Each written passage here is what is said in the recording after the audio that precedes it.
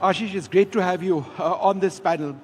I've had a few occasions to interact with Ashish Rajvanshi, and in as much as he is in charge of a business which is deeply invested in India's defense sector in the process of manufacturing, I suspect that at heart he is a technologist. He looks at technology, he applies his interest in technology and sort of puts that into place in terms of the opportunities, the options that exist in India. I think it's that technology prism which is fascinating, Ashish, and I think it's a good way to actually talk about India's requirements. Please. The Middle East, if you take a look at what's happening in Russia, Ukraine, warfare is changing. The military systems that were relevant 5 years back are no longer relevant in some senses. In many cases, they are adapting. Therefore, when you go about the business of proposing what India needs to have, and indeed in manufacturing and in seeking orders and in building a technology base, how do you have to be quick on your feet? Good. Thank you, Vishnu. It's a pleasure to be here this morning and listening to the Honorable Defense Minister and the Defense Secretary. See, what we need to appreciate is what we are seeing as conflicts in the global market is not new. If we go into the history of mankind, warfare has been as old as the humanity itself. And the biggest accelerator of human evolution in terms of shaping our instincts, shaping our technology, and shaping our societies have been the warfare in the past. You look at the two world wars, they actually fostered completely new industries, from machine guns to battle tanks to jet engines to nuclear bombs, and most importantly, establishing the permanent military industrial complex, which became the mainstay of how we look at defense. So we are standing at a turning point where, with the conflicts happening in Europe, the conflicts happening in Israel, but the most importantly, the shifting tides in the Indo-Pacific, the whole evolution in terms of defense has changed. What does that mean? It means India is crafting its own story. And this is, for me, a bigger opportunity than an adversity. In what way? Because we are investing in our own industry. We are investing in our own startups. For the first time, we are not talking percentage, 60% indigenization, 70% indigenization. We are saying 100% self-sufficiency. And what Honorable Defense Minister mentioned, this is no longer an option, this is survival for us. So I think what India is writing is melding the lessons of the past, working on the opportunity of the current, but we are very sure we are going to write the history of the future, working as one company, one industry, and working towards a one vision. So, some of the lessons of the Russia-Ukraine war, which is ongoing, is in drone warfare. It's revolutionary. It's changed the face of warfare. It's raised questions, for example, on the efficacy of armored warfare. That has had to adapt. We've seen drones operating on the sea that have made the efficacy of existing naval forces, it raised lots of questions, put them essentially back in harbor. And then we've had our own ops Sindoor. And you've had a role in terms of some of the technology. The Adani group has had a role in some of the technology that was used to actually fight this. Could you tell us a little bit about that experience and Indian systems, fighting in ops Sindoor? See, let's first appreciate what's happening in the technological landscape. Wars are no longer just fought with guns and battle tanks. It's important to appreciate the battles are getting shaped with data, with autonomy, and most importantly, with the control of space, what we are seeing. What we witnessed in Operation Sindoor is something which is a reflection of a cognitive warfare, which all of us need to be absolutely aware of and be prepared for. What is cognitive warfare? Cognitive warfare is the teaming of artificial intelligence, man and the machine coming together and working in a seamless direction for the same mission. This is as good as the warrior coming out of Age of Ultron, Avengers. And the whole synergy between the man and machine will start becoming more important than how effective my battle tank or artillery gun or my fighter craft is. So to your point, what is important for India? One is, how do we develop cognitive warriors? Cognitive warriors for us means that the people on the field who are able to thrive in a data-centric environment, people on the field, one of the biggest challenges we're going to face, as we're talking about loitering ammunition, we are talking about electronic warfare, is the training of the frontline personnel. Yeah, this is no longer a mechanical job of picking up an artillery gun and firing a round. This is actually you're dealing with the most advanced technology in the time of pressure. So when we're talking about cognitive warfare or a cognitive warrior, how do we train our personnel? How do we thrive in a data-centric environment where the data is beaming from satellite on a real-time basis? The AI-driven command and control centers are actually giving real-time information on both threats and the actions to be taken to the man and machine. And the most importantly, developing autonomy. Yeah? So picturize this, that you have an Indian soldier standing at a contested border, wearing similar to what I'm wearing, like a AR neural link visor, along with fully powered exoskeleton, walking along with swarm of drones, walking along with unmanned ground robots, and having a real-time interface and interaction with the backend command center. And this is no longer a dream. In 5 years, this is going to be the reality. What's important is, to your point, is the industry geared up to look at this future? Are we still looking at the 60s mechanism? Are we still looking at the same battle tanks, fighter crafts? All of them are important, but the whole integration, which is seamless between air, naval, and ground, coming into a data lake, is the future. So, your thoughts on artificial intelligence and warfare? We see AI-enabled systems. We see small drones also have the ability increasingly of selecting targets. Going forward and continuing from your thoughts of increasingly robotic warfare, as AI evolves, how do you see the war front evolve as well? See, I'll say the stage at which India is, or we in the global market are, we are going through a fundamental transition. The biggest transition which happened in the defense warfare was, in the previous era, was the First and the Second World War.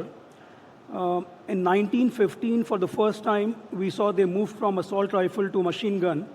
And in 1937, the first fighter aircraft came in the public. Earlier it was flying in, but in terms of the fly-by-wire, the jet engine technology. And then we entered the whole cold era regime. What actually taught was having this mass-scale production, ability to ramp up, ramp down, but most importantly, the industry, academia, and the military integration. How do we look at the future of warfare? It cannot be episodic. Yeah? So it cannot be driven by one conversation by NDTV, which is happening in this room for bringing the services, the policymaker, and the industry together. It has to be continuous. So we don't, even as an industry, we don't need to wait for the forces to come and say, this is what I'm looking for. But this is literally a joint capability roadmap development where we are providing as many inputs to the forces as what the demand are coming from. So the first part is, how do we define a long-term capability roadmap, which is jointly developed between industry, academia, and the customer. The second part is, this is not driven by a number of RFPs which are coming out based on the whims and fancies of the person who's sitting at the chair. Yeah? We have a 15 years roadmap. So we are saying 2047, Honorable Prime Minister has given a vision that India needs to be completely Atmanirbhar in energy, defense, semiconductors. A 15 years roadmap in defense cannot be wavered based on who is in MOD, who is in forces, or who is in the industry. And we walk towards that capability roadmap. And this capability roadmap has to be a mix of what's happening today in terms of the mechanical environment and the energetics. How do we start imbibing the next generation of cyber technology, artificial intelligence technology, and the space warfare? Yeah, so, is there or has there been a sense of disbelief within the government that here we've got private industry actually achieving the state of the art? Are you fighting mindsets? So see, it's a very important question because we are literally leapfrogging. In 2015, there was no space for the private sector. The only thing which the private sector was doing, tier 2, tier 3 component manufacturing job, either for a global OEM or for the DPSU in the Indian market. After the push coming on Make in India, Atmanirbhar Bharat, I think there's a significant work which has happened in the ecosystem in terms of setting up fundamental capabilities. But in the last 6 months, probably as an outcome or during Operation Sindoor, there's a narrative which is coming out that the private sector has not delivered to the expectations of the customer. I think it's too soon, too early, because we haven't given that time to the private sector. If the private sector started to participate at the platform level in 2017 and 18, it's less than 7 years. So writing the destiny of an industry participants with the short-term data, I think it's a very short-sighted way of looking at the industry. What we need to look at the success of the private sector in the American market. Lockheed and Boeing are classic examples. Look at the success of the private sector in the Nordics market. Saab is a classic example. And any of the European market where the private sector has been working hand in hand along with the government-funded R&D and the government-funded demand. So I don't see we are fighting mindset. I think it's important for the customer and the policymaker to understand and appreciate. If you are looking at Atmanirbhar Bharat in 2040, it cannot happen without the joint participation of public and the private sector. One word question, orders. Happening. Is that a problem? Because you can construct, you can get in technology, you can aim for the best, but at the end of the day, somebody has to buy what industry wants or is offering to provide, assuming it meets the requirement. No one is sort of throwing up things just off. But that has always been a problem. Absolutely. Our process of signing contracts has been ghastly, let's face it, at so many levels. I mean, just look at fighter aircraft deals for so many years. In the past, I'm not pointing any fingers, but it has been very slow. No, absolutely. See, when we kick-started the whole business in Adani in 2019, one of the big inputs which I received was, guys, you are late. And I'm like, why are we late? Yeah, oh, you have your peers who have been around for 40 years and 50 years. But I had the same question, what have they delivered? And what's happening in the industry which is making it so vibrant that we actually feel we are the late entrants. So what we discovered was bureaucracy coupled with distrust led to a significant delay in terms of where the industry should have been versus where we stand today. Yeah? And it's not a function of the customer didn't want to do it, the policymakers didn't want to do it. I'll say there was no focus per se on the industry because there were other important areas of education, healthcare, which were the priorities for the government. One thing which has happened with Operation Sindoor, I think we're talking the same language. Yeah? It's inevitable that in the next 5 years, if we don't work and build these capabilities, we are screwed. And I don't want to use these words, but we have seen the preparation which is happening in terms of the global market. The whole concept of globalization is out of the window. NATO no longer exists. And any conversation which is either happening in a European boardroom or it's happening in a South Asian boardroom is about localization, it's about nationalization, it's about self-reliance and Atmanirbharta. So now taking any different path in the name of bureaucracy, distrust, corruption, I think we are going on a completely wrong rail.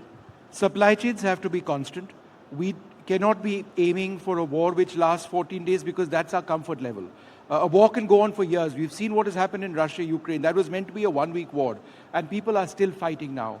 In terms of stepping up our manufacturing prowess within the country, because at the end of the day, you can't import everything. Absolutely. How critical is it to be having the manufacturing base to ensure that future needs in an actual war are met? So see, there are two parts of the question. One is, how important is manufacturing for India irrespective of defense?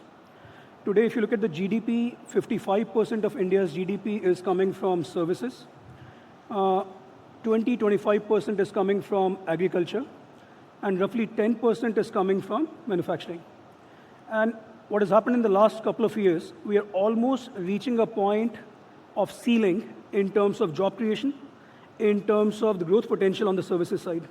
So de facto, defense or no defense, manufacturing has to become a very important pillar if we have to sustain these 1 lakh engineers who are coming out of the colleges every month and to provide them sustainable employment. That's number one from an economic perspective. From defense perspective, for me, this is a leapfrog opportunity. Yeah. One thing which got proven, whether it's in Russia, Ukraine, Israel, Hamas, Operation Sindoor, this is no longer a club which is dominated by the Western world. Again, when we entered this space, we were told, oh, you know, it's the Americans, it's the French, it's the Russians, it's the Israelis who actually know how to work in defense technology. With due respect, answer is anyone can do it.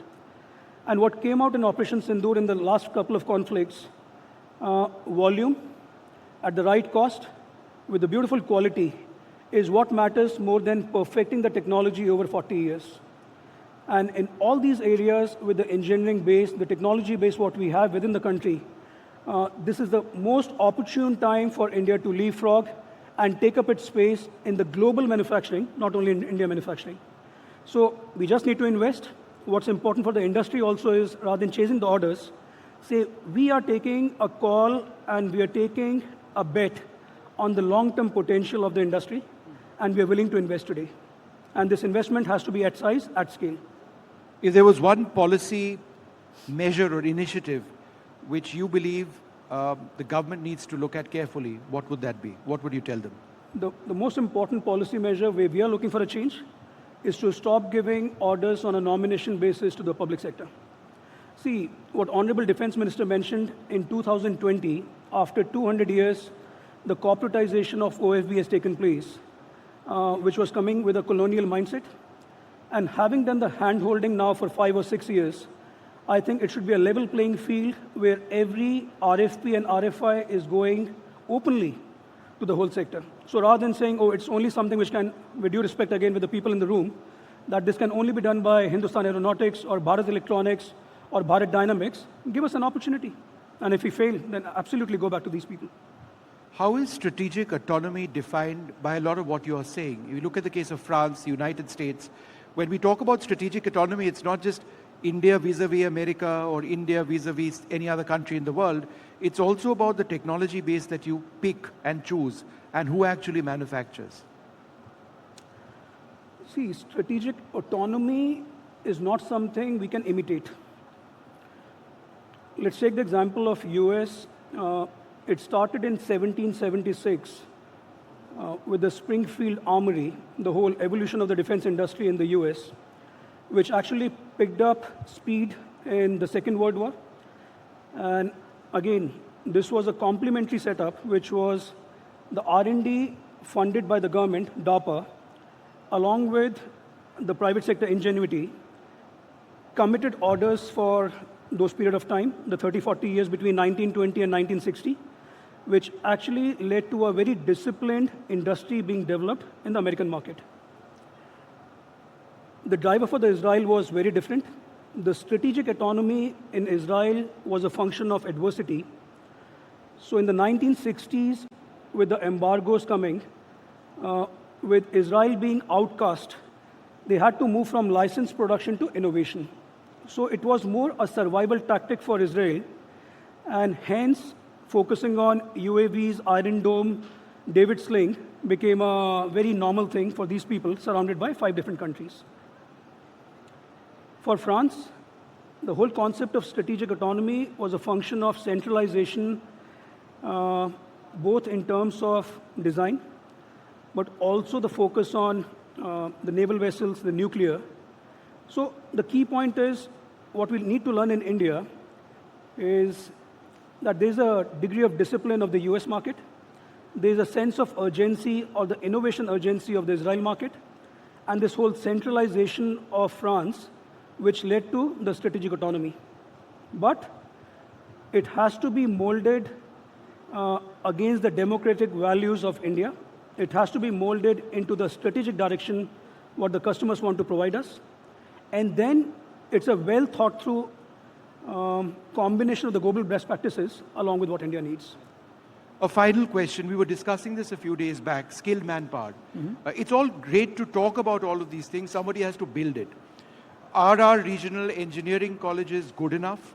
Where are you able to train people to manufacture at a certain quality, to understand the technologies? Because it's only going to go larger and larger. You need numbers of skilled workers. Where does that come from? Good point. In terms of, see, this is the most important element in defense manufacturing and especially high-tech manufacturing. Where's the talent coming from?